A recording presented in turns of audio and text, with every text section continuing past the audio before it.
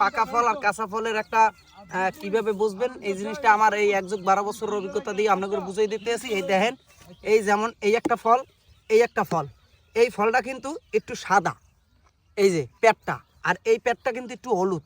তার মানে কি দিতে পারেন, এইটা হচ্ছে পাহা ফল, আর এইটা যে সাদা এইটা হচ্ছে কাঁচা ফল।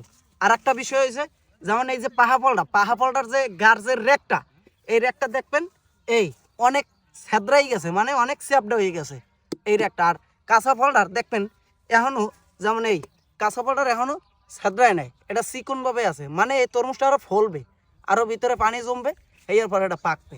তার মানে এটা কাঁচা থাকতেই কাটছে, আর এইটা সঠিক টাইমে কাটছে, ঠিক আছে। যেমন এটার রেক ছেদ্রাই গেছে, এইটা পাকছে, এই তলা হলুদ হয়ে গেছে। আর এটার এটার রেখাও আছে চিকন, আর পেটও সাদা, এটা এই তরমুজটা পাহে নাই। তাই ভিডিওটা যদি ভালো লাগে আপনারা কমেন্টে অবশ্যই জানাই দেবেন।